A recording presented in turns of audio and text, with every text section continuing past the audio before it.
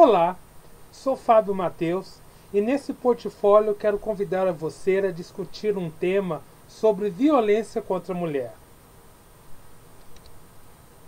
Violência contra as mulheres não é um tema novo. O problema sempre existiu ao redor do mundo e ganhou destaque nos últimos anos com a evolução do papel da mulher no ambiente social, político e profissional. Segundo Albuquerque Neto, para compreender a complexidade da violência à mulher, é necessário desvendar as suas estruturas a partir do conceito de gênero. Entende-se como gênero uma construção histórica e sociocultural que atribuiu papéis e comportamentos aos sexos. Para as mulheres, determinaram-se a passividade, a fragilidade, a comoção e a submissão. Aos homens, a atividade, a força, a racionalidade e a dominação. A violência contra as mulheres é um tema urgente. O Brasil ocupa o 5º lugar em um ranking de 83 nações que mais matam mulheres. A cada 17 minutos, uma mulher é agredida fisicamente no Brasil. No mesmo dia, 8 casos de violência sexual são descobertos no país e toda semana 33 mulheres são assassinadas por parceiros antigos ou atuais. O ataque é semanal para 75% das vítimas, situação que se repete por até 5 anos. O objetivo deste trabalho é promover o debate e a reflexão sobre a violência contra as mulheres, suscitar a curiosidade sobre esse tema, apontar algumas medidas para combatê-la e, como informação, é uma das melhores estratégias para enfrentar esse problema. A violência contra as mulheres constitui-se em uma das principais formas de violação dos seus direitos humanos, atingindo-as em seus direitos à vida, à saúde e à integridade física. A Lei Maria da Penha, Lei número 11.340 de 2006, define e tipifica as principais formas de violência contra as mulheres. Temos a violência física, que é a ação ou omissão que coloca em risco ou cause dano à integridade física de uma pessoa. A violência psicológica, que é toda ação ou omissão que cause ou vise causar dano à autoestima, à identidade e ao desenvolvimento da vítima. A violência sexual compreende uma variedade de atos ou tentativas de relação sexual sob coação ou fisicamente forçada, no casamento ou em outros tipos de relacionamento. A violência patrimonial, que é o ato de violência que implique dano, perda, subtração, destruição ou retenção de objetos, documentos pessoais, bens e valores de outra pessoa. E também a violência moral, considerada qualquer conduta que configure calúnia, difamação ou injúria contra a vítima. Essas formas de agressão são complexas, perversas, não ocorrem isoladas e têm graves consequências à mulher. A violência pode ter várias formas e às vezes não deixa sinais visíveis. Todas as formas são graves e devem ser enfrentadas e denunciadas. Quando se discute a violência contra a mulher, um assunto recorrente é o ciclo da violência. A psicóloga norte-americana Leonore Walker desenvolveu em 1979, e baseada nos testemunhos de mulheres agredidas com quem trabalhava, a teoria da dinâmica de violência de gênero conhecida como ciclo da violência.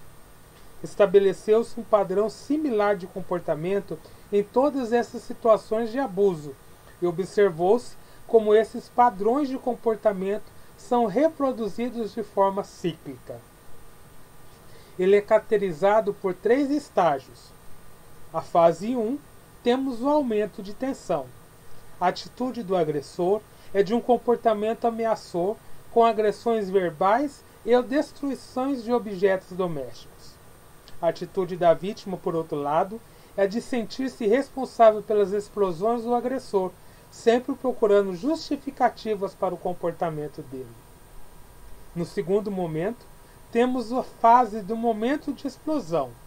É quando o agressor perde o controle e materializa a tensão da primeira fase, violentando a mulher dentre os 5 tipos de violência.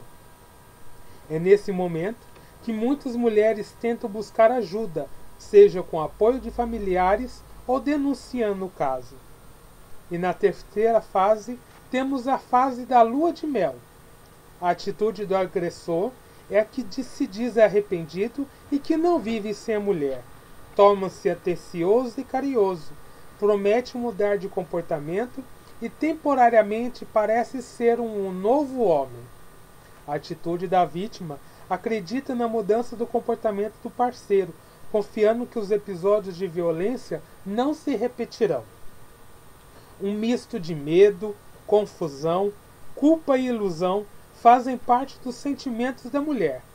Por fim, a tensão volta e com ela as agressões da fase 1. A Secretaria Especial de Políticas para as Mulheres do Estado do Paraná, na publicação do guia Entenda a Lei Maria da Penha em 2016, pontua: compreender o ciclo de violência ajuda a entender a dinâmica das relações violentas e a dificuldade da mulher sair dessa situação. Esse ciclo costuma se repetir com episódios de violência cada vez mais graves em intervalos menores entre as fases. Em situações limite, o culminar desses episódios poderá ser o feminicídio. A violência contra as mulheres em números. Nessa parte do nosso trabalho, estaremos trazendo alguns dados da violência contra a mulher na cidade de Goiás, fatos dessa realidade no estado goiano e alguns elementos no nosso país. Na cidade de Goiás, na Uninter, em cada ciclo de estudos, tem-se uma cidade exemplo para a abordagem do tema. Nessa fase C2, elegemos o município de Goiás e nesse portfólio apresentaremos alguns dados para o tema da violência contra a mulher, compilados pelo Centro Especializado em Atendimento à Mulher, o CEAM. A cada 3 dias, o CEAM recebeu um novo caso. A cada 1 dia e meio, a Polícia Militar atendeu um novo chamado. Em 79,24% indicam relações heteroafetivas e o agressor é o amásio. Em segundo lugar, o namorado, o terceiro, o marido, o quarto, entre parentes, e por quinto, temos os agressores como os filhos. As violências mais relatadas são as violências físicas, seguidas pela psicológica, moral, sexual e, por último, a patrimonial. Em relação aos estados civis, temos em primeiro lugar as violências em que se caracteriza uma união estável. Em segundo lugar, as vítimas são solteiras. Em terceiro, casadas. Em quarto, encontram-se divorciadas. E em quinto lugar, temos as situações em que as vítimas são viúvas. Em 96,22% é a própria vítima quem busca a ajuda do CEAM. Em 149 casos, as vítimas não moram mais com o agressor. Em 83 casos, as vítimas moram com o agressor. A maioria tem filhos, entre 1 e 2 filhos. A idade das vítimas, em 41,5%, encontra-se entre 18 e 35 anos. 45% das vítimas se declaram negras. Em relação à formação, 33% têm superior incompleto, 27% têm o ensino superior completo, e 24% possuem apenas o ensino médio, em 10% o ensino fundamental. Em 3% dos casos, as vítimas têm alguma pós-graduação. A renda de 64,15% das vítimas não depende do agressor e gira em torno em média de um salário mínimo. Em relação ao estado de Goiás, em relação aos outros estados do país, Goiás ocupa a terceira posição do ranking de taxas de homicídio de mulheres divulgadas pelo Senado Federal em 2008, estando atrás somente do estado de Roraima e Mato Grosso. O gráfico elaborado pelo Instituto Mauro Borges de Estatística e Estudos Socioeconômicos, em formato de nuvens de palavras, destaca as características de maior ocorrência desses casos de violência contra a mulher para os anos de 2013 a 2015 em Goiás. A maioria das vítimas eram casadas ou em união consensual. O agressor é predominantemente do sexo masculino. O principal agressor é o cônjuge e o principal local da agressão é a própria residência, demonstrando que o caráter doméstico é predominante nas agressões entre as mulheres. A maioria das vítimas é da cor parda, seguida da branca. Em geral, as vítimas possuem apenas o ensino fundamental completo e vivem na zona urbana. Os principais tipos de agressão são a física, a psicológica e a sexual. A faixa etária predominante das vítimas é de mulheres entre 19 e 29 anos. A maior parte das agressões ocorre nos finais de semana. E outro dado importante é que há grande reincidência das agressões entre as mulheres. O cenário brasileiro de violência contra a mulher. O Instituto Patrícia Galvão elaborou um infográfico sobre a evolução dos dados de violência contra as mulheres no Brasil, trazendo uma linha de tempo entre os dados de 2001 a 2018.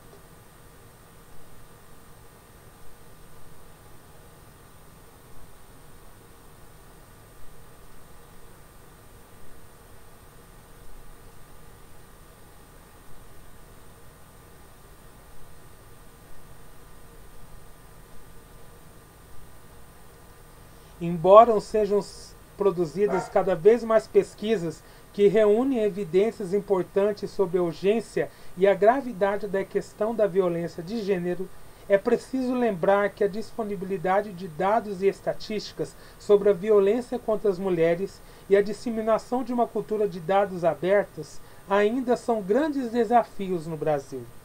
Segundo o Instituto Iguarapé, a enorme subnotificação de casos, além de dificuldades na coleta e padronização da violência sobre a violência doméstica. Em geral, os dados que possuímos são escassos, incompletos e desatualizados, porém servem para denunciar essa invisibilidade e a omissão de órgãos oficiais sobre a urgência de produzir conhecimento que alimente o desenho de políticas públicas específicas para atender e prevenir esses dados de violência de gênero. Quando se fala em violência contra a mulher, muitas pessoas pensam em figuras distantes, mas se pedimos para pensar nas 5 mulheres mais importantes da sua vida e dissermos que pelo menos uma delas pode já ter sido vítima de violência, a interpretação muda de figura. Da publicação do Mapa da Violência contra a Mulher em 2018, pôde-se compilar alguns dados do tipo de violência contra a mulher pela relação do agressor com a vítima no nosso país. Em relação ao estupro, a maioria das vítimas tem algum grau de relação com o agressor, em 49,8%. A violência doméstica predomina em 58%, com o agressor sendo companheiro ou esposo. Nos casos de feminicídio, em 95,2% são entre companheiros e os esposos. Em relação aos crimes virtuais, destacam-se 2 tipos. O cyberbullying, que é a agressão ou intimidação em plataformas de redes sociais ou aplicativos de troca de mensagens, predominante entre os adolescentes. Entre os adultos, tem aumentado os casos de revenge porns, expressão usada para definir a postagem de fotos de pessoas nuas na web por parte do ex-companheiro, depois do fim de um relacionamento, e a maioria dos acoses são pessoas com quem a vítima compartilhou alguma intimidade e ou laços de confiança. Em relação à importunação sexual, a esmagadora maioria dos agressores são desconhecidos da vítima. Acontece em situações espontâneas. Não confundir espontaneidade com consentimento. E não é necessária uma relação de afetividade para que ocorra. Ocorre, em sua maioria, em transportes públicos. As estatísticas comprovam a realidade de violência contra a mulher e da qual tomamos conhecimento todos os dias. Diante desses cenários, surgem alguns questionamentos. Se eu sofrer algum tipo de violência, o que posso fazer? Se eu conheço uma vítima de violência, qual atitude tomar? É possível virar esse jogo e modificar essa realidade?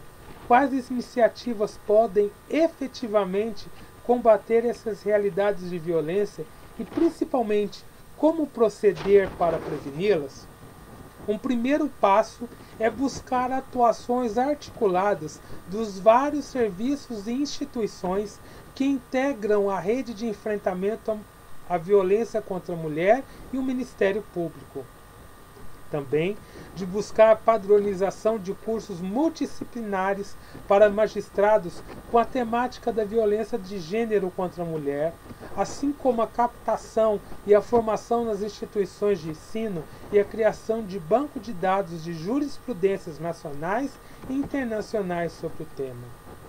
A Lei Maria da Penha trouxe uma maior proteção dos direitos da mulher, sendo considerado pela ONU uma das 3 legislações mais avançadas no mundo no combate da violência doméstica depois da Espanha e do Chile. Pode-se também buscar realizações de campanhas educativas com discussões voltadas especificamente para a desconstrução da masculinidade tóxica.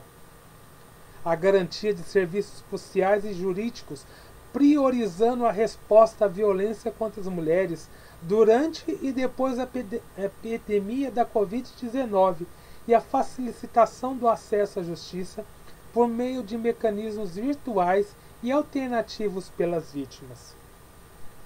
Durante a pandemia da Covid-19, a solidão e isolamento social podem aumentar as possibilidades e os casos de agressões contra as mulheres vítimas da violência doméstica. O fato das mulheres não poderem sair de casa ou fazerem ligações porque estão em contato constante com o agressor não só inibem a denúncia desses ataques, como podem gerar nos agressores uma sensação de maior segurança para agirem sem limites e ficarem impunes.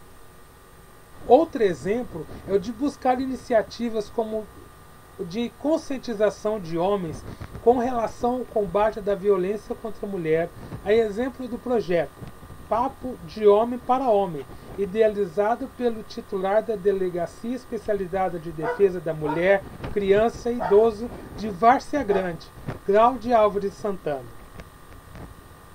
A participação dos homens no debate é fundamental, porque eles passam a entender os males causados pela violência contra a mulher, passam a conscientizar outros homens também. Não se trata de uma luta de mulheres contra eles, mas sim contra a violência. É uma luta de todos. Procurar informações e buscar apoio são os primeiros passos para sair da situação de violência. Se você não sofre violência, pode conhecer alguém que sofre. Por isso, é importante entender como acontece essa violência e como atuar para combater esse cenário. A vida começa quando a violência termina. Essa é uma luta de todos. A transformação começa quando cada um de nós se conscientiza e começa a agir para um mundo melhor. A seguir, apresentamos as referências utilizadas durante a elaboração desse artigo.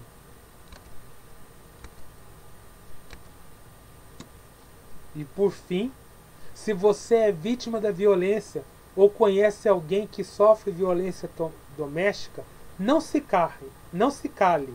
Não cerre os ouvidos aos apelos de ajude. Não feche os olhos. Lembre-se, sempre haverá ajuda em algum lugar. Obrigado e até uma próxima oportunidade.